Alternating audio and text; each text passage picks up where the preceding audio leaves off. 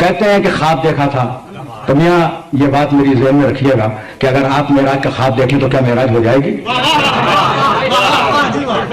تو اس کے بعد آپ نے اوپر کا سفر شروع کیا اور عرش کے دروازے کھلے. صلی اللہ علیہ وسلم کو حرم کعبہ میں پہلے لے جایا گیا، زمزم سے آپ کے سینے مبارکہ کو دھویا گیا، اس کے بعد بیت المقدس کی سرزمین پر لایا گیا.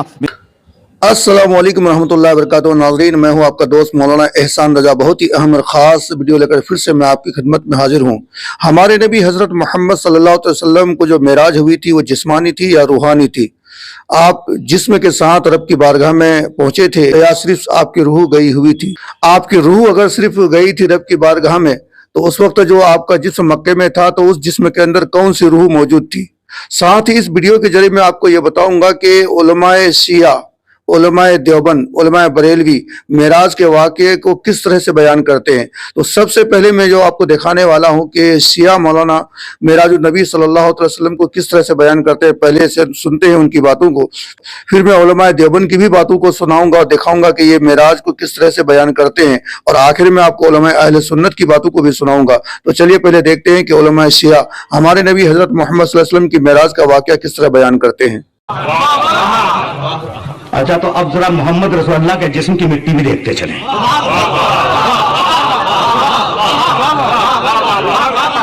بس زیادہ احمد نہیں ہے. تم کہتے ہو کہ نبی کا جسم مٹی کا تھا، چلو مان لیا، لیکن اب ذرا مٹی کی کوالٹی دیکھتے چلیں کہ وہ مٹی تھی کیسی.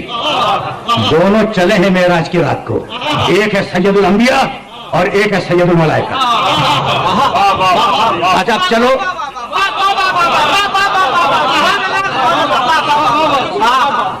اچھا رسول جو تھا وہ جسم کے ساتھ گیا تھا. کبھی پھر صحیح کہتے ہیں کہ خواب دیکھا تھا، تو میاں یہ بات میری ذہن میں رکھیے گا کہ اگر آپ معراج کا خواب دیکھیں تو کیا معراج ہو جائے گی؟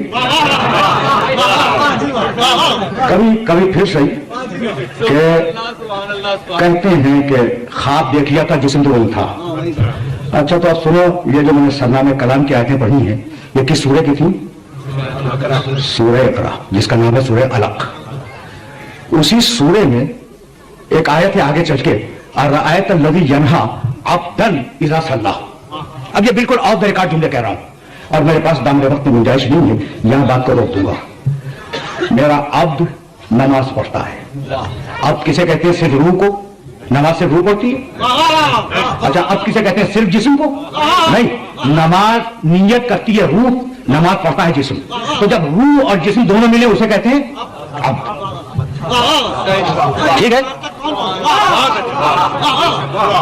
دیکھو عبد تنہا روح نہیں ہے، عبد تنہا جسم نہیں ہے. نیت کرے گی روح، نماز پڑھے گا جسم، تو روح اور جسم کے مجموعے کو کیا کہتے ہیں؟ عبد. معراج میں کون گیا؟ سبحان الذی اسری بعبدہ لیلا.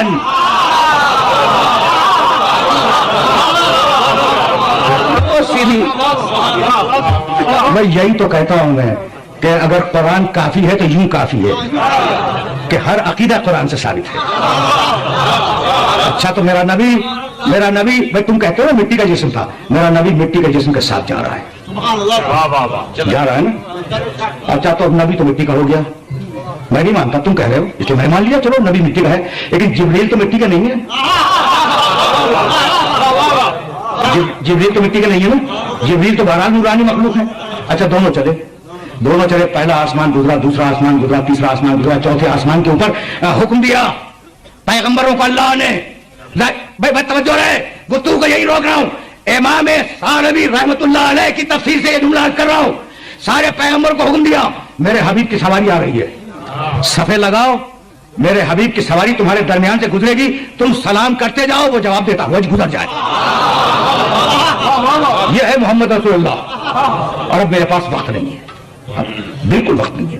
جملے سنو، مجھے اجازت دے دو. 1 گھنٹہ مکمل ہونے میں کچھ 5 دقیقے رہ گئے ہیں، لیکن جہاں لے جانا چاہ رہا ہوں میرے ساتھ چلو. محمد رسول اللہ کے جسم کی مٹی اور یہاں بات مکمل ہو جائے گی. اچھا پیغمبروں نے صفحے لگائیں، میں نہیں کہہ رہا ہوں، امام ثانوی رحمت اللہ علیہ، ٹھیک، صفحے لگائیں.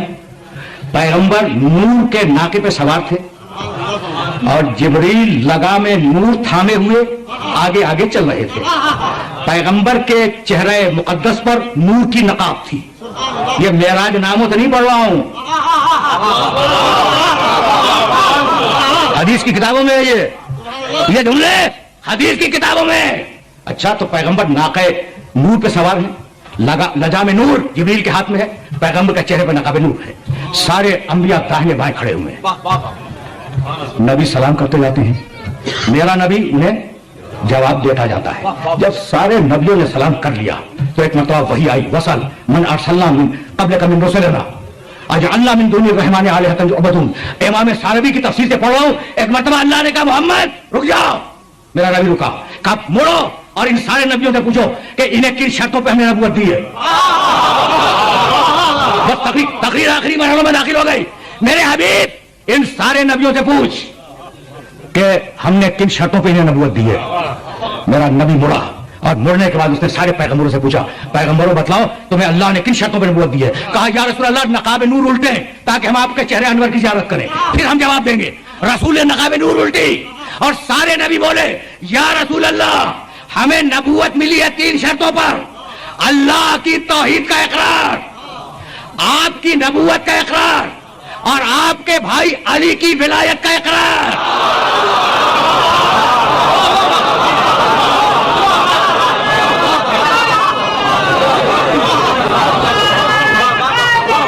ईमान नहीं, इकरार।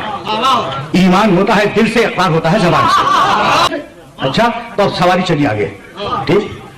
जिब्रील साथ जा रहे हैं, जिब्रील नूरानी मखलूक और मोहम्मद रसूलुल्लाह मिट्टी का। नऊज़ु बिल्लाहि मिन ज़ालिक। एक मंजिल आई, बस मेरे अजीजों मेरे दोस्तों ने तकलीफ तमाम की। मेरा नबी आगे बढ़ा, जिब्रील रुके। रसूल ने कहा कि जिब्रील मेरे साथ आओ, आते क्यों नहीं।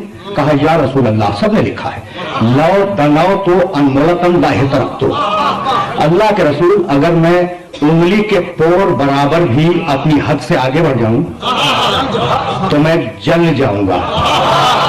रसूल ये नहीं फरमाते कि तुम मेरे साथ हो, जलने से बच जाओगे।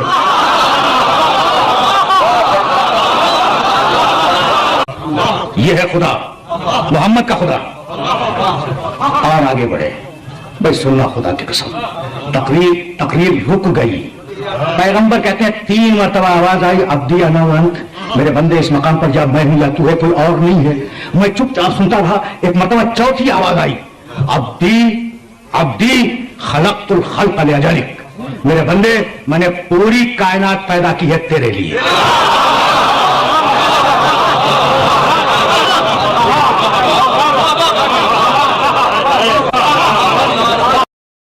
तो नाज़रीन, देखा आपने कि शिया के नज़दीक अल्लाह के नबी हज़रत मोहम्मद सल्लल्लाहु अलैहि वसल्लम जिस्म और रूह दोनों के साथ मेराज पे गए हुए थे। यानी अल्लाह के नबी हज़रत मोहम्मद सल्लल्लाहु अलैहि वसल्लम की जो मेराज हुई, जिस्मानी भी हुई, रूहानी भी हुई। लेकिन उलमाए देवबंद के नज़दीक किस तरह की मेराज हुई, चलिए देखते हैं और सुनते हैं। सारी शरीयत आसमान से उतारी, नमाज देने के लिए मेराज पे बुलाया, 7 आसमान पार करके। पहले आसमान पर जब आप पहुँचे तो आदम अलैहिस्सलाम फूलों के हार, दूसरे आसमान पर पहुँचे तो यहया ज़करिया ईसा वेलकम इस्तकबालिया जमात, तीसरे आसमान पर पहुँचे तो यूसुफ अलैहिस्सलाम, चौथे आसमान पर गए तो इदरीस अलैहिस्सलाम, 5वें आसमान पर गए तो हारून अलैहिस्सलाम, छठे आसमान पर गए तो मूसा अलैहिस्सलाम। ये सब इस्तकबालिया जमात थी। जैसे अभी आप लोगों ने गेट पे खड़ी की हुई थी इस्तकबालिया जमात। 7वें आसमान पर पहुँचे तो इब्राहीम अलैहिस्सलाम, वहाँ से आगे गए तो सिदरतुल मुंतहा, कायनात का border, end of the universe, end of the universe. और वहाँ जाके वो जिब्रील का ठिकाना है। वहाँ जाके जिब्रील कहने लगे या रसूल अल्लाह, इससे आगे मैं इतना भी गया तो जल के राख हो जाऊँगा, इतना भी ऊपर गया यानी मेरे पास आगे वीज़ा कोई नहीं, आप जाएं, आपका रब आपको ले जाए। आगे आप कैसे गए वो अल्लाह जानता है या अल्लाह का रब या अल्लाह का नबी जानता है। तो उसके बाद आपने ऊपर का सफ़र शुरू किया और अर्श के दरवाज़े खुले। पहली दफ़ा अर्श के दरवाज़े खुल रहे हैं और अल्लाह का अर्श झूम रहा है कि आज कोई आ रहा है, और वो वजद में है, रक़्स में है, मस्ती में है, शौक़ में है, कोई आ रहा है। आपके कदम मुबारक अर्श की सतह पर लगे और अर्श और अल्लाह के दरमियान लामहदूद पर्दे نور کے ہیں۔ میرے اللہ نے سارے پردے ہٹا کر فرمایا السلام علیکہ ایھا النبی ورحمۃ اللہ وبرکاتہ، اے میرے محبوب نبی، آپ کا رب آپ کو سلام پیش کرتا ہے۔ سبحان اللہ۔ اور پھر آپ نے کہا التحیات للہ والصلوات والطیبات، میرے رب میری جان، میرا مال، میرا سب کچھ، میرا بول سب تیرے لیے، میری ہر بندگی تیرے لیے، وہ جانی ہو، مالی ہو، زبانی ہو، سب تیرے لیے۔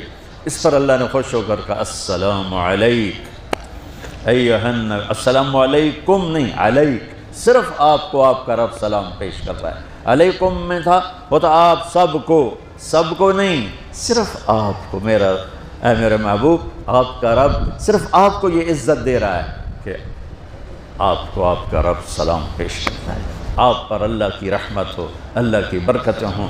پھر اپنے نبی پہ قربان جاؤ، انہوں نے امت کو شامل کر لیا کہ اچھا یا اللہ، وہ تو تیری شان بے نیازی ہے، آپ نے مجھے اپنی رحمت سے نواز کر کہا السلام علیکہ، پر اب میں کہتا ہوں میری قبول کر لینا، السلام علینا، میرے اوپر اور میری امت پر بھی تیرا سلام آ جائے۔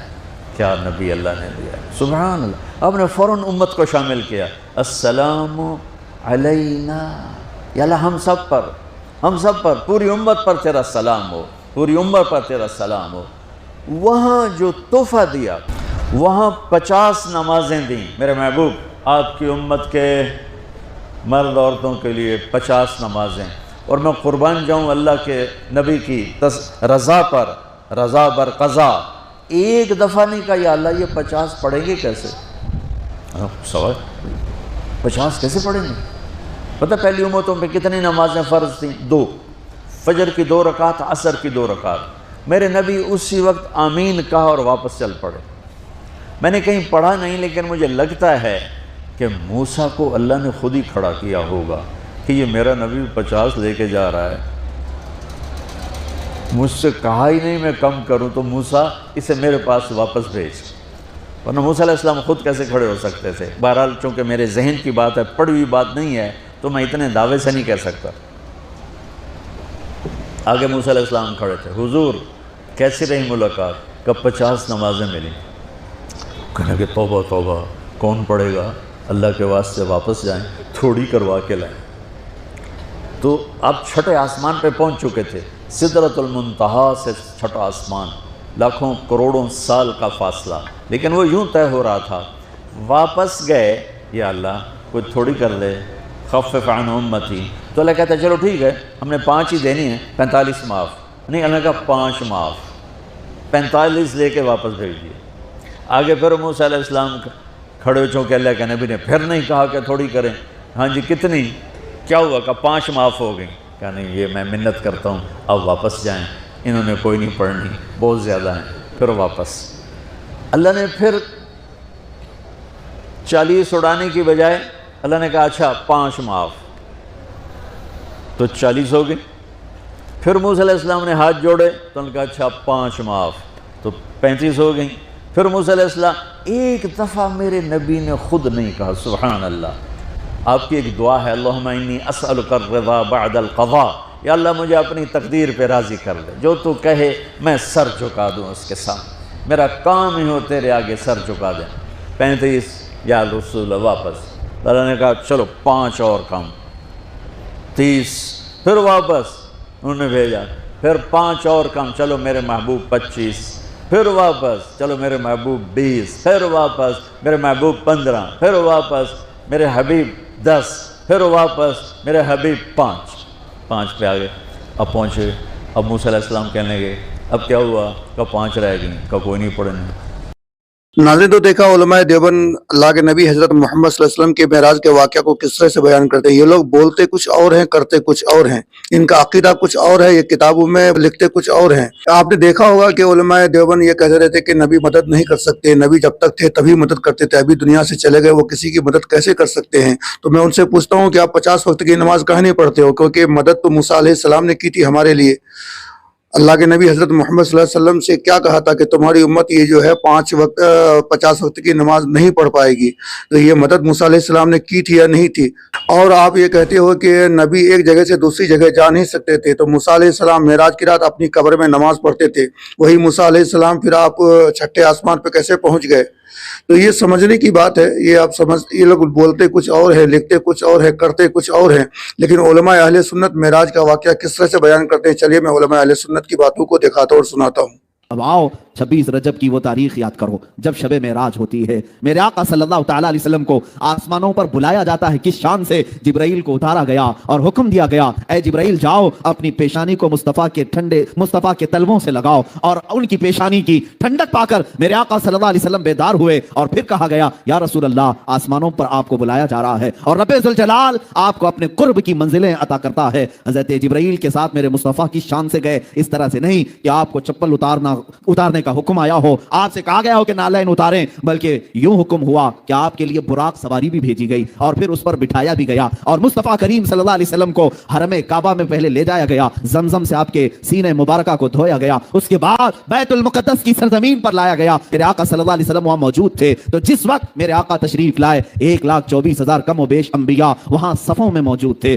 سب نے میرے آقا کا استقبال کیا۔ رسول پاک صلی اللہ تعالیٰ علیہ وسلم سیدھے مصلی امامت پر تشریف لے گئے اور انبیاء کرام کو نماز پڑھائی، امامت فرمائی، وہ جو نماز تھی وہ اللہ بہتر جانے۔ میرے عزیزو، نماز کے بعد ہر نبی نے آپ کی شان میں قصیدہ پڑھا، میرے آقا کی تعریف بیان کی، اور یہاں ہونے کے بعد آسمانوں کا سفر کیا، 7 آسمان دیکھے، سدرۃ المنتہا پہنچے، عرش و کرسی، لوح و قلم، جنت و دوزخ، سب کے نظارے کیے، اور اس کے بعد وہ مقام بھی آیا جہاں جبرائیل بھی آگے جانے سے منع کرنے لگے، اب میرا مقام نہیں ہے، آپ جائیں میرے مصطفیٰ۔ میرے آقا صلی اللہ علیہ وسلم لامکاں کا بھی سفر طے کرتے ہوئے رب ذوالجلال کی بارگاہ میں اتنا قریب ہوئے کہ قرآن کہتا ہے فَكَانَ قَابَ قَوْسَيْنِ أَوْ أَدْنَىٰ، 2 تیروں سے بھی کم کا فاصلہ رہ گیا تھا، 2 ہاتھ سے بھی کم کا فاصلہ رہ گیا تھا رب ذوالجلال کی بارگاہ میں۔ میرے آقا صلی اللہ علیہ وسلم جب تشریف لے گئے، پوچھو رسول پاک نے کس شان سے دیکھا، اپنے ماتھے کی آنکھوں سے رسول پاک صلی اللہ علیہ وسلم نے، نعرہ تکبیر، میرے آقا صلی اللہ تعالیٰ علیہ وسلم نے رب ذوالجلال کی بارگاہ کو حاضری دی اور ذات الہی کو دیکھا، اس انداز سے دیکھا کہ قرآن کہتا ما زاغ البصر وما طغى، نہ آپ کی پلک جھپکی، نہ آپ نے آنکھ بند کیا، بلکہ ذات الہی کو پورے ماتھے کی آنکھوں سے بھی دیکھا، اور جتنا دیکھا وہ اللہ بہتر جانے۔ تو سب کے بارگاہ میں عرض ہے کہ ہم نے سنا ہے کہ سرکار مدینہ صلی اللہ تعالیٰ علیہ وسلم نے شب معراج اللہ تعالیٰ کا دیدار نہیں کیا بلکہ جبریل علیہ السلام کو اصل صورت میں دیکھا تھا، اس کی کیا حقیقت ہے وضاحت فرما دیجیے۔ دوسرا میں یہ بھی سنا ہے کہ قرآن پاک میں ایک آیت ہے جس کا مفہوم ہے کہ اللہ تعالیٰ کو کوئی آنکھ نہیں دیکھ سکتی، تو پھر حضور صلی اللہ علیہ وسلم نے اللہ تعالیٰ کا دیدار کیسے کیا؟ قرآن پاک میں اللہ تبارک و تعالیٰ نے 2 مقام پر معراج کا تذکرہ کیا۔ دوسرا مقام ہے وَالنَّجْمِ إِذَا هَوَىٰ، یعنی اس چمکتے ستارے محمد صلی اللہ علیہ وسلم کی قسم جب وہ معراج سے اترے، ما ضل صاحبکم وما غوا، نہ تو وہ گمراہ ہوئے نہ وہ بھیکے، نہ اپنی راہ سے تمہارے صاحب ہٹے۔ یہ پورا تذکرہ کر کے اللہ تبارک و تعالی نے فرمایا کہ علمہ شدید القوا ذو مرۃ فاستوى وهو بالافق الاعلی، کہ ان کو عظیم قوت والوں نے سکھایا کہ جو انتہائی دانا ہے، اور یہ آسمان کے اوپری کنارے پر تھے، پھر اس کے بعد وہ قریب ہوئے اور قریب ہوئے، یہاں تک کہ 2 کمانوں کا یا اس سے بھی کم فاصلہ رہ گیا، اور دل نے جو دیکھا، آنکھوں نے جو دیکھا دل نے اس کو جھٹلایا نہیں، تو کیا تم ان کے دیکھنے پر جھگڑتے ہو؟ اور انہوں نے تو دوسری مرتبہ اس کو دیکھا۔